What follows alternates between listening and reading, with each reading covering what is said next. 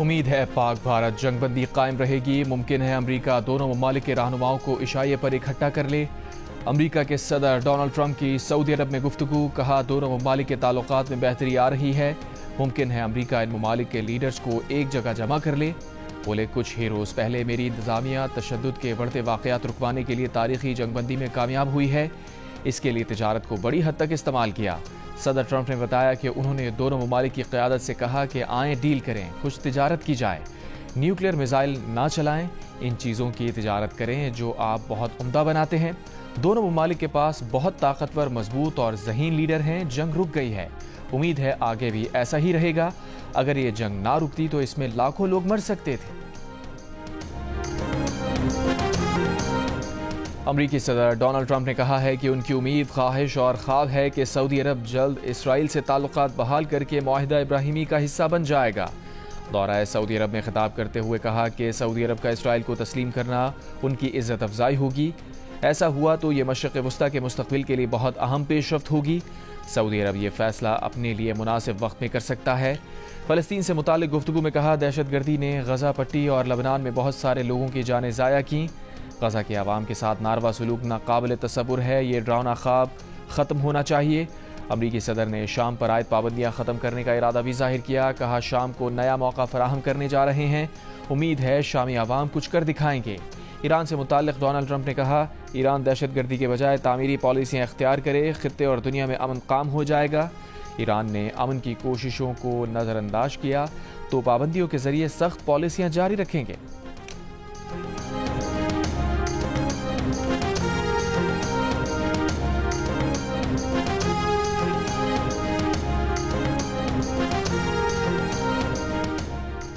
پاکستان نے بھارتی high commission اسلام آباد کے ایک اہلکار کو ناپسندیدہ شخصیت قرار دے دیا۔ ترجمان دفتر خارجہ کے مطابق بھارتی اہلکار سفارتی حیثیت کے منافی سرگرمیوں میں ملوث پایا گیا۔ متعلقہ بھارتی اہلکار کو 24 گھنٹوں میں پاکستان چھوڑنے کی ہدایت۔ دفتر خارجہ نے بھارتی ناظم الامور کو طلب کر کے فیصلے سے آگاہ کر دیا۔ اس سے پہلے بھارتی حکومت نے پاکستانی ہائی کمیشن کے ایک اہلکار کو ناپسندیدہ شخصیت قرار دے کر 24 گھنٹے میں بھارت چھوڑنے کا حکم دیا تھا۔ بھارتی وزارت خارجہ کا کہنا ہے کہ پاکستانی ناظم الامور کو اس حوالے سے ڈی مارچ کیا گیا۔ بھارتی میڈیا نے بھارتی پنجاب میں 2 افراد کو مبینہ طور پر پاکستان کے لیے جاسوسی کے الزام میں گرفتار کرنے کا دعویٰ کیا ہے۔ دونوں افراد پر پاکستانی ہائی کمیشن کے ایک اہلکار کے لیے جاسوسی کا الزام ہے۔ ایک ملزم پر بھارتی فوج کی نقل و حرکت کی معلومات لیک کرنے کا الزام ہے۔ جاسوسی کے الزام میں گرفتار 2 افراد میں سے ایک خاتون بھی شامل ہے۔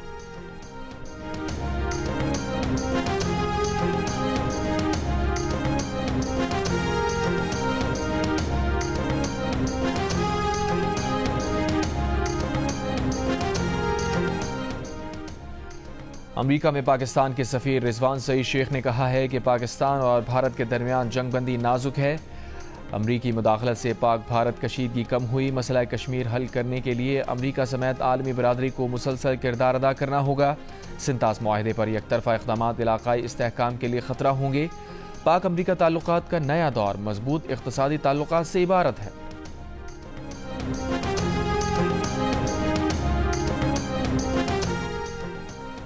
6 اور 7 مئی کی رات کو پاک فضائیہ کی جوابی کارروائی کے دوران بھارتی فضائیہ کے طیاروں نے فضا سے فضا میں ایک بھی میزائل پاکستانی طیاروں کی طرف فائر نہیں کیا۔ انہیں ٹارگٹ لاک کرنے کے لیے کیوز ہی نہیں ملے۔ سینئر صحافی اور anchor person Shahzad Iqbal Geo news کے پروگرام آج شاہزیب خانزادہ کے ساتھ میں اہم تفصیلات سامنے لے آئے۔ کہا 9 اور 10 مئی کی رات کو جب بھارت نے نور خان ایئر بیس سمیت پاکستان کی دیگر ایئر بیسز کو نشانہ بنایا تو اس دن بھی پاکستان کی جوابی کارروائی کے دوران بھارت کا ایک بھی طیارہ ہوا میں نہیں تھا، کیونکہ 5 طیاروں کے نقصان سے بھارتی فضائیہ ڈری ہوئی تھی۔ اسی لیے اس وقت پاک فضائیہ کو فری ایئر سپیس مل گئی تھی۔ بھارت کے پاس دفاعی نظام S-400 کی 4 بیٹریز تھیں۔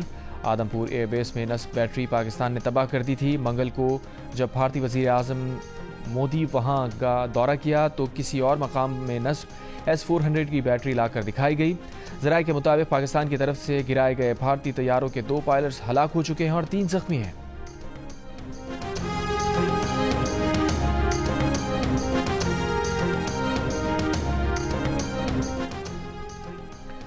پاکستان اشتعال انگیزی میں نہ پھنسے، ترکی اچھے اور برے ہر وقت میں پاکستانی قوم کے ساتھ کھڑا ہے۔ صدر رجب طیب ایردوان کا پاکستان کی حمایت کا واضح اعلان۔ کابینہ اجلاس سے خطاب میں کہا، خواہش ہے جنگ بندی سے قائم ہونے والا پرسکون ماحول تمام مسائل بالخصوص پانی کے مسئلے کے حل کو آسان بنائے۔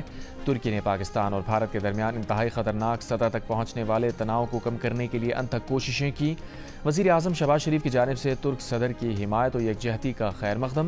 کہا، صدر ایردوان کی جنوبی ایشیا میں امن کے فروغ کے لیے کوششیں قابل تعریف ہیں۔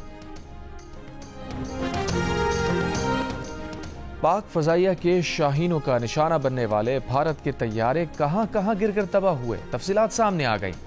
سیکیورٹی ذرائع کے مطابق تباہ ہونے والے طیاروں کے پائلٹ زخمی یا لاپتہ بھی ہوئے۔ ایک بھارتی طیارہ ضلع اننت ناگ میں گر کر تباہ ہوا، جس کے پائلٹ کی ہلاکت کا خدشہ ظاہر کیا جا رہا ہے۔ لاپتہ بھارتی پائلٹ کی ایجیکشن سیٹ اننت ناگ سے مل گئی ہے۔ سیکیورٹی ذرائع کے مطابق دوسرا بھارتی طیارہ مقبوضہ کشمیر کے ضلع پلوامہ کے علاقے پامپورہ میں گرا، جس کے زخمی پائلٹ کو سری نگر اسپتال منتقل کیا گیا۔ تیسرا بھارتی طیارہ مقبوضہ جموں کے تحصیل اکھنور میں گرا، جس میں سوار 2 پائلٹس زخمی ہو کر اکھنور اسپتال پہنچے۔ سیکیورٹی ذرائع کے مطابق ایک بھارتی طیارہ مقبوضہ جموں کی تحصیل رامبن میں گرا ہے۔ اس بھارتی طیارے کے زخمی پائلٹ کو ادھم پور اسپتال منتقل کیا گیا۔ سیکیورٹی ذرائع کے مطابق بھارتی فضائیہ کا ایک طیارہ مشرقی پنجاب کے علاقے بٹنڈا میں گر کر تباہ ہوا۔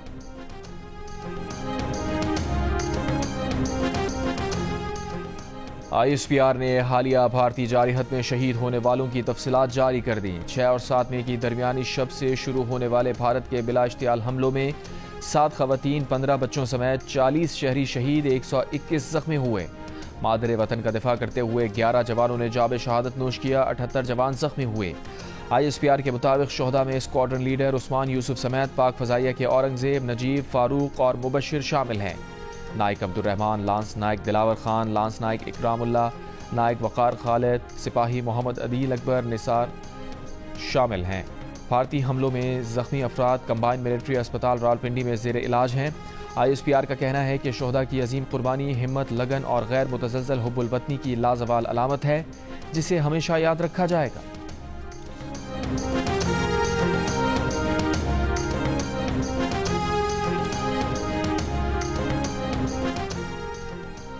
وزیر اطلاعات عطا تالر نے کہا ہے کہ 12 مئی کو Pak Bharat D G M Os کے درمیان بات چیت ہوئی تھی۔ اب دیکھتے ہیں کہ مذاکرات کا اگلا دور کب شروع ہوتا ہے اور اس میں کیا بات چیت ہوتی ہے۔ جنگ بندی پر عمل درآمد ہو رہا ہے۔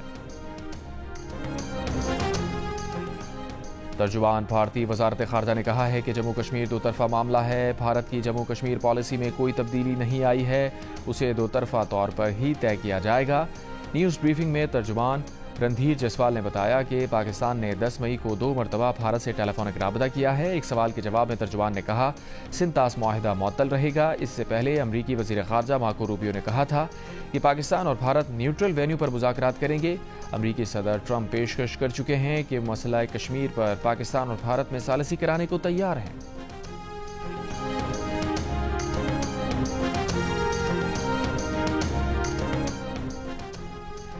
نیشنل ڈیفنس یونیورسٹی واشنگٹن کے پروفیسر حسن عباس نے کہا ہے کہ 10 مئی کو بھارت نے امریکہ سے درخواست کی کہ پاکستان سے ہمارا سیز فائر کروا دیں۔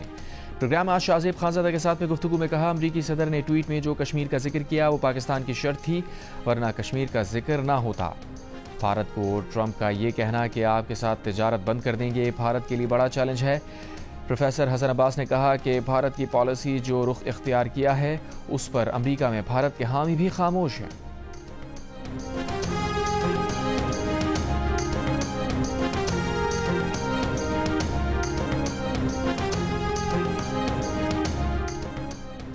امریکی صدر ٹرمپ کے دورہ سعودی عرب میں دونوں ممالک کے درمیان $142 ارب کے دفاعی معاہدوں پر دستخط۔ وائٹ ہاؤس سے جاری بیان کے مطابق دفاعی معاہدہ $600 ارب کی سعودی سرمایہ کاری وعدے کا حصہ ہے۔ معاہدے میں جی ای گیس ٹربائنز کی برآمدات، توانائی کے شعبے میں $14 ارب 20 کروڑ کا معاہدہ اور $4 ارب 80 کروڑ کے 737 بوئنگ طیارے بھی معاہدے میں شامل ہیں۔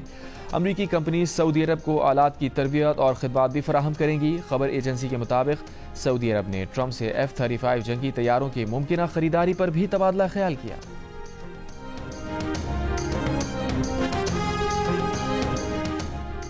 غزہ میں امداد کی صورتحال پر اقوام متحدہ کی سلامتی کونسل کا اجلاس۔ سربراہ اقوام متحدہ امدادی امور نے کہا کہ غزہ میں امداد کی تقسیم کا اسرائیلی منصوبہ مکروہ منصوبہ ہے۔ امداد کی رسائی میں اسرائیل رکاوٹ ہے۔ 10 ہفتے سے جنگ زدہ فلسطینی علاقوں میں خوراک، ادویات اور دیگر اشیاء نہیں پہنچی۔ بروقت اقدامات کر کے لاکھوں فلسطینیوں کو بچا سکتے ہیں۔ سخت میکانزم موجود ہے کہ امداد حماس کو نہیں بلکہ عام شہریوں تک پہنچے۔ فرانسیسی صدر میکرون نے کہا کہ غزہ میں اسرائیلی وزیر اعظم کی پالیسی شرمناک ہے۔ غزہ میں 5 لاکھ افراد بھوک کا شکار ہیں۔ یورپی ممالک کو اسرائیل پر پابندیوں میں اضافے پر غور کرنا چاہیے۔ اقوام متحدہ میں پاکستانی مندوب عاصم افتخار نے کہا کہ غزہ کے شہری بھوک کا سامنا کر رہے ہیں۔ اسرائیلی محاصرے کو فوری ختم کرنے کا مطالبہ۔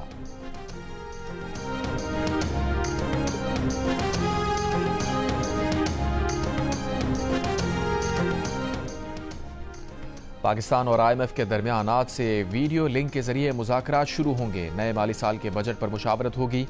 ذرائع کے مطابق IMF وفد کے آئندہ ہفتے پاکستان دورے کا امکان ہے۔ IMF کے ساتھ تکنیکی مذاکرات میں ڈیٹا شیئر کیا جائے گا۔ پالیسی سطح کے مذاکرات میں بجٹ اہداف کو حتمی شکل دی جائے گی۔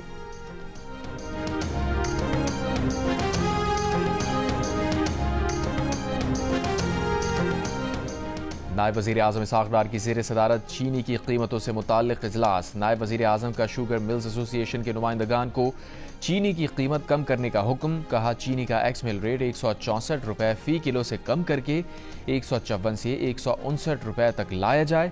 ملز ایسوسی ایشن کی تعاون کی یقین دہانی۔ کراچی کے علاقے لیاقت آباد میں ڈاکو شہری سے قربانی کے جانور چھین کر فرار۔ CCTV سامنے آ گئی۔ ٹرک میں 6 لاکھ روپے مالیت کے 3 جانور موجود تھے۔ مقدمہ درج، تحقیقات جاری۔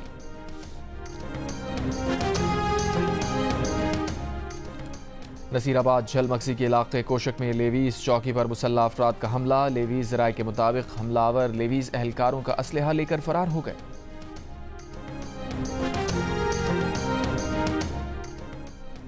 کراچی کے صارفین کے لیے بجلی 5 روپے 2 پیسے سستی کرنے کی درخواست کے الیکٹرک نے درخواست مارچ کی فیول پرائس ایڈجسٹمنٹ کی مد میں کی ہے۔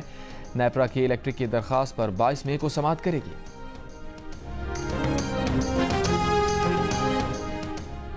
کراچی کے علاقے جہان آباد میں سرچ آپریشن کے دوران مبینہ مقابلہ، ایک ملزم مارا گیا، ساتھی فرار ہو گئے۔ قائد آباد میں لوٹ مار کے دوران ایک ڈاکو ہلاک۔ پولیس کے مطابق ڈاکو کی گولی لگنے سے ساتھی ڈاکو کو لگی، جس سے وہ موقع پر ہلاک ہو گیا، دوسرا فرار ہو گیا۔ جناح اسپتال کے قریب ہوٹل میں فائرنگ کر کے شہری کو قتل کرنے کے بعد خودکشی کرنے والا شخص ذہنی مریض تھا۔ پولیس کے مطابق ملزم ظاہر علی کا علاج چل رہا تھا۔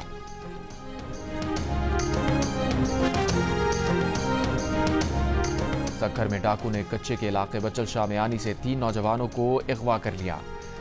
پولیس کے مطابق نوجوانوں کو دریا کے قریب حفاظتی بند سے اغوا کیا گیا۔ کچے کے علاقے باگرجی میں آپریشن کے دوران 4 ڈاکو زخمی۔ ڈاکوں کے متعدد ٹھکانوں کو آگ لگا دی گئی۔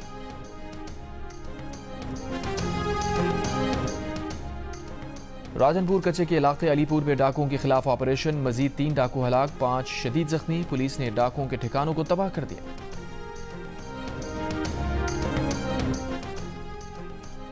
پاک فوج سے اظہار یکجہتی کے لیے آزاد کشمیر سمیت ملک کے مختلف شہروں میں ریلیاں۔ پنجاب بھر کے اسکولوں میں پاک فوج سے اظہار یکجہتی اور یوم تشکر۔ آپریشن بنیان مرصوص کی کامیابی پر جشن۔ مظفر آباد آزاد کشمیر میں اسپیکر آزاد جموں کشمیر اسمبلی چودھری لطیف اکبر کی قیادت میں ریلی۔ 8 مقام میں سول سوسائٹی نے پاکستان زندہ باد ریلی نکالی۔ جیکب آباد میں طلباء اور اساتذہ کا پریس کلب تک مارچ۔ عمرکوٹ کے علاقے چھور میں ہندو برادری کی پاک فوج سے اظہار یکجہتی۔ کندکوٹ، لودھرا، حافظ آباد، ناروال اور کمالیہ میں بھی یوم تشکر کی تقریبات۔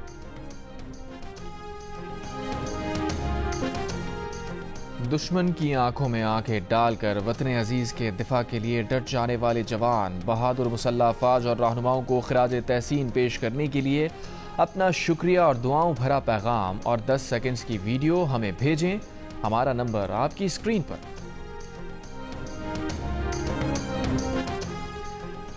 جنوبی غزہ میں اسرائیل کا بڑا حملہ، خان یونس کے یورپی اسپتال کے احاطے میں بنکر بسٹر بموں سے بمباری، کئی مقامات پر گہرے گڑھے پڑ گئے، قریب کھڑی بس زمین میں دھنس گئی، زخمیوں کو نکالنے والوں پر بھی بمباری، 20 افراد شہید، 70 زخمی۔ فلسطینی ذرائع کے مطابق حملے میں اسرائیل یحییٰ سنوار کے بھائی محمد سنوار کو نشانہ بنانا چاہتا تھا۔ اسرائیل کا اسپتال میں حماس کے زیر زمین کمانڈ اینڈ کنٹرول کمپلیکس کو نشانہ بنانے کا دعویٰ۔ غزہ کے دیگر علاقوں پر بھی حملے جاری، 24 گھنٹوں میں مزید 60 سے زائد افراد شہید۔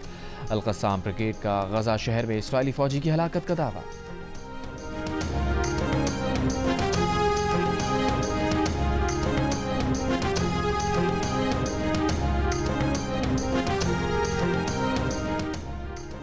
ایام حج کی آمد سے قبل غلاف کعبہ کو زمین سے 3 میٹر اونچا کر دیا گیا۔ انتظامیہ حرمین شریفین کے مطابق غلاف کعبہ 15 ذی الحج تک زمین سے 3 میٹر اوپر رہے گا۔ غلاف کعبہ کو اونچا کرنے کا مقصد حج کے ایام میں کسی بھی قسم کے نقصان سے محفوظ رکھنا ہے۔ بھارت کے خلاف فتح پر گورنر ہاؤس کراچی میں جشن، تقریب میں کیک کاٹا گیا، آتش بازی کی گئی۔ گورنر سندھ نے کہا کہ مودی ہم تو جشن منا رہے ہیں، تمہارے ہاں صف ماتم کیوں ہیں؟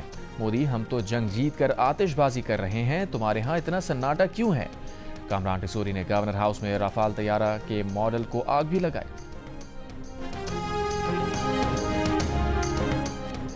کینیڈا کے رکن پارلیمنٹ شفقت علی کینیڈا کے پہلے پاکستانی نژاد وفاقی وزیر بن گئے، انہیں ٹریجری بورڈ کا سربراہ مقرر کر دیا گیا۔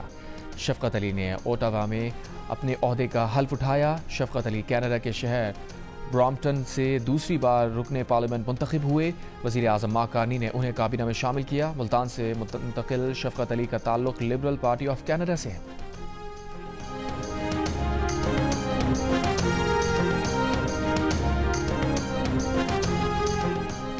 پاک فوج نے کراچی کے رہائشی ننھے عثمان عقیل کی خواہش پوری کر دی۔ عثمان عقیل مہلک مرض میں مبتلا ہے۔ ننھے عثمان نے پاک فوج میں بطور افسر 1 دن گزارنے کی درخواست کی تھی۔ بچے نے والدہ کے ہاتھوں کیپٹن کے رینک لگائے اور پاک فوج کے ساتھ دن گزارا۔ عثمان عقیل کو ٹریننگ اور آپریشنز کے طریقہ کار سے بھی آگاہی دی گئی۔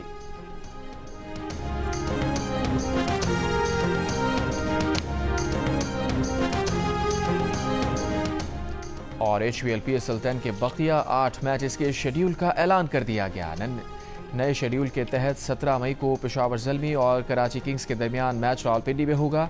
18 مئی کو ڈبل ہیڈر ہوگا۔ 19 مئی کے میچز بھی راولپنڈی میں ہوں گے۔ پلے آف 21، 22 اور 23 مئی کو کھیلے جائیں گے۔ فائنل 25 مئی کو ہوگا۔ فائنل اور پلے آف کے تمام میچز قذافی اسٹیڈیم میں کھیلے جائیں گے۔